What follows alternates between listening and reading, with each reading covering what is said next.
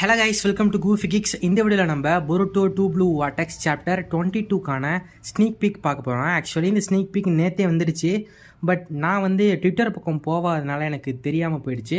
So anyways நம்ம இன்றைக்கி இதை பார்த்துடலாம், ஓகேவா?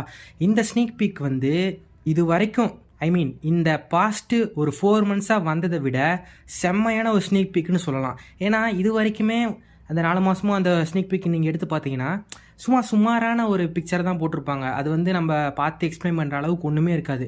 பட் இந்த மாதம் ஸ்னீக் பீக் பார்த்தீங்கன்னா ஒரு தரமான ஸ்னீக் பீக்னு சொல்லலாம். ஏன் அப்படின்னா ஜூரா பேட்டில் ஃபீல்டில் இறங்கிட்டான். இதுதான் நம்ம போன சாப்டரோட எண்டிங்கில் சொல்லியிருப்போம். லைக் இந்த மாதிரி ஜூரா வரத்துக்கு நிறைய பாசிபிள் இருக்குன்னு சொல்லிட்டு. ஸோ வாங்க இந்த ஸ்னீக் பீக்கில் என்ன நடந்திருக்கு, இதை வச்சு நம்ம என்ன நடக்கும் அப்படின்றதையும் பேசலாம், ஓகேவா? ஓகே, போன சாப்டரில் பார்த்தீங்கன்னா நம்ம சாரதா ரியூ டிஃபீட் பண்ணியிருப்பா. அதுக்கப்புறமேட்டு நம்ம பொருட்டோ கொனஹாமரு காப்பாற்றுறதுக்காக பேட்டில் ஃபீல்டுக்கு மட்சுரியை கொலை பண்ணியிருப்பான். அவளை துண்டு துண்டாக வெட்டி போட்டிருப்பான், ஓகேவா? ஸோ இதை பார்த்துட்டு ஜூரா பேட்டில் ஃபீல்டுக்கு இறங்குறான். அதுதான் இந்த ஸ்னீக் பீக்கில் நமக்கு காமிச்சிருக்காங்க. இந்த பிக்சரை நீங்கள் தெளிவாக பார்த்தீங்கன்னா ஜூரா பொருட்டோக்கு பக்கத்தில் வரல, அவன் சாரதா மிட்சுக்கி இவங்களாம் இருக்காங்க பார்த்தீங்களா, அங்கே இருக்க ஒரு கிளாகர்மிஸ் மூலயமா தான் வெளியே வரான். ஸோ பொருட்டோக்கும் ஜூராக்கும் சண்டை நடக்குமா? இது ஒரு கேள்விக்குறி தான். ஏன்னா பொருட்டோட ஃபியூச்சரை பற்றி பொருட்டோக்கு ஆல்ரெடி தெரியும். ஏன்னா காஷின் கோஜி நிறைய டேவை எக்ஸ்பிளைன் பண்ணிட்டாரு, சரியா? ஸோ அப்படி இருக்கப்போ பொருட்டோ ஜூரா கூட சண்டை போடுறான் அப்படின்னா அது பொருட்டோக்கு சாதகமாக போக வாய்ப்பே கிடையாது. ஏன்னா காஷின் கோஜின் எல்லா பாசிபிள் ஃபியூச்சர்லையுமே அவன் சாகிறத தான் பார்த்துருக்காரு. லைக் நம்ம இன்ஃபினிட்டி வாரில் டாக்டர் ஸ்ட்ரேஞ்ச் சொல்லுவார் பார்த்தீங்களா, அந்த மாதிரி. ஸோ இப்போ என்ன நடக்க பாசிபிலிட்டிஸ் இருக்குது அப்படின்றத பார்க்கலாம். ஒன்று, நம்ம ஜூரா அனாவசியமாக ஒரு பர்சன் கிட்ட போயிட்டு சண்டை போட மாட்டான். அவனோட டார்கெட் யாரோ அவங்கள செலக்டிவாக தேர்ந்தெடுத்து தான் அவன் சண்டை போடுவான். பிகாஸ் அவன் லீஃப் வில்லேஜ்குள்ளே ஃபஸ்ட் டைம் வந்தப்பயே ஹீமாரியை மட்டும்தான் சண்டை போடுறதுக்காகவோ இல்லை டிவோர் பண்ணுறதுக்காகவோ தேடி இருப்பான், சண்டை போட்டிருப்பான். மற்றவங்க எல்லாத்தையுமே அவன் சண்டை போட்டிருக்க மாட்டான். அவங்க சண்டை போட்டதுனால தான் இவன் சண்டை போட்டிருப்பான். ஸோ அதே மாதிரி தான் இப்போ ஜூரா இந்த பேட்டில் ஃபீல்டுக்கு வரத்துக்கு 2 ரீசன் இருக்குது. ஒன்று ரியூவோட தான்சோல் பல்பு, இன்னொன்று பொருட்டோ, ஓகேவா? ஸோ இந்த 2 விஷயத்தில் அவன் எதை ஃபஸ்ட்டு பார்ப்பான் அப்படின்னு கேட்டிங்கன்னா எனக்கு என்னமோ பொருட்டோவை கொல்றதுல தான் அவன் கான்சன்ட்ரேட் அதிகமாக பண்ணுவான்னு நினைக்கிறேன், ஓகேவா? ஏன் அப்படி சொல்கிறேன்னா ஜூரா ஹிடாரியோட தான்சோல் பல்பை பொருட்டோ கிட்டேருந்து எடுக்கிறதுக்கு முன்னாடி பொருட்டோவை ஷூட் பண்ணியிருப்பான். அதுக்கப்புறம் தான்சோல் பல்பை எடுத்திருப்பான். அப்போ அவன் என்ன சொல்லுவானா, நீ ஒரு மிகப்பெரிய திருட்டு, உனக்கு தான்சோல் பல்பை பற்றிலாம் தெரிஞ்சிருக்கு, அப்படின்னா நான் உனக்கு கொன்னாகணும் அப்படின்ற மாதிரி சொல்லியிருப்பான். ஸோ திஸ் டைம் அவன் தான்சோல் பல்பை ஃபோக்கஸ் பண்ணாமல் பொருட்டோவை தான் கொள்றதுக்கு நிறைய வாய்ப்புகள் இருக்குது.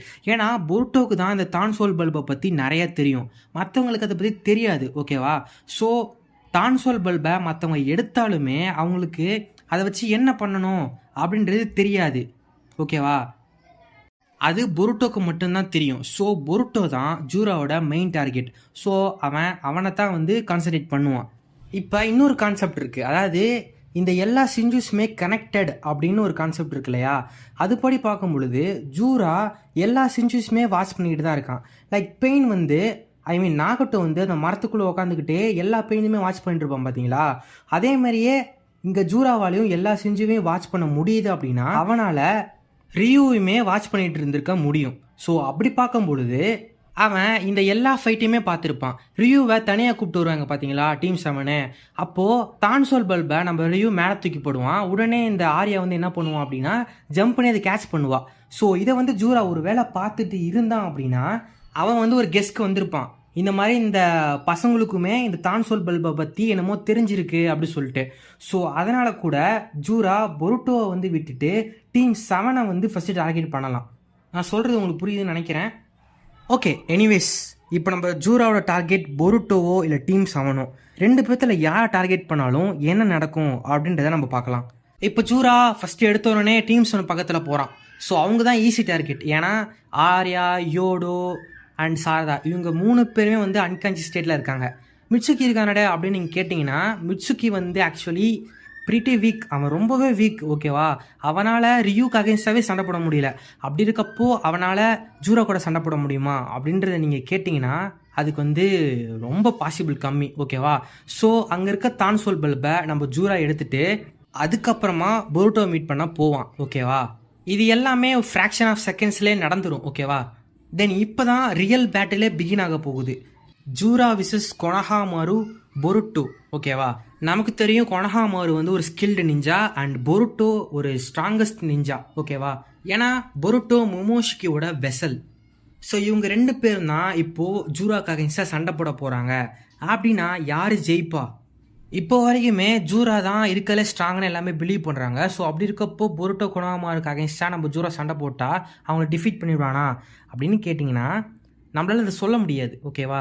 ஏன்னா கொனஹாமாருமே ஒரு டாப் ஸ்கில்டு நிஞ்சா, பொருட்டோவுமே ஒரு ஒச்சிசுக்கியோட வெசல். ஓகேவா? அப்படி இருக்கப்போ இவங்க 2 பேருமே ஸ்ட்ராங் தான். ஸோ அதனால் இவங்களை ஈஸியாக டிஃபீட் பண்ணுற மாதிரி நம்ம யோசிச்சு பார்க்க முடியாது. பட் ஈக்குவலாக சண்டை போடலாம், இல்லைனா அதுக்கும் கொஞ்சம் கம்மியாக சண்டை போடலாம். இப்படி இவங்க பண்ணுறது மூலயமா அவங்களுக்கு டைம் கிடைக்கும். சரியா? இந்த டைம் எதுக்காக கிடைக்கும் அப்படின்னா இன்னொரு பர்சன் வரத்துக்காக. அது யார் அப்படின்னா காவாக்கி தான். ஏன்னா பொருட்டோ காவாக்கிட்ட ஆல்ரெடி பேசியிருப்பான், இந்த மாதிரி உன்னோட ஹெல்ப் எனக்கு தேவை அப்படின்னு சொல்லிட்டு. அதே மாதிரி நம்ம காவாக்கியுமே அவனோட மீட் பண்ணி அவன் உடம்புக்குள்ளே இருக்க அந்த லிமிட்டரை எடுத்துட்டான். சரியா? அப்படி இருக்கப்போ அவன் ஜூராவை கொலை பண்ணுறதுக்காக, பொருட்டோக்கு கூட ஹெல்ப் பண்ணி சண்டை போகிறதுக்காக காவாக்கி இங்கே வரலாம். ஓகேவா? ஸோ 3vs1 நடக்க நிறைய பாசிபிலிட்டிஸ் இருக்குது. ஸோ நம்மளால் காவாக்கியோட ட்ரூ பொட்டென்ஷியல் என்ன அப்படின்னும் தெரிஞ்சுக்க நிறைய வாய்ப்புகள் இருக்குது. அதை நம்ம வெயிட் பண்ணி தான் பார்க்கணும்.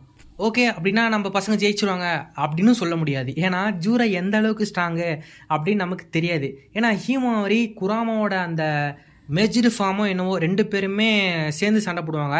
அதே வந்து ஜூரா அசால்ட்டாக டிஃபீட் பண்ணிட்டான். ஸோ ஜூரோட பொட்டென்ஷியல் எந்த அளவுக்கு அப்படின்னு நமக்கு தெரியலை. ஓகேவா? இப்போ ஜூராக்கும் இந்த 3 பேத்துக்கு சண்டை போய்கிட்டு இருக்கு அப்படின்னு வச்சுக்கோமே.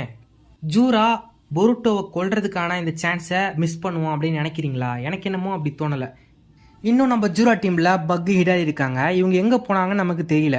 மேபி இவங்க 2 பேருமே ரியூ அண்ட் மட்சூரியை ரிவைவ் பண்ணிவிட்டு அவங்களுமே பேட்டில் ஃபீல்டுக்கு வந்தாங்க அப்படின்னா 3vs1 வந்து 5vs3 மாறிடும்.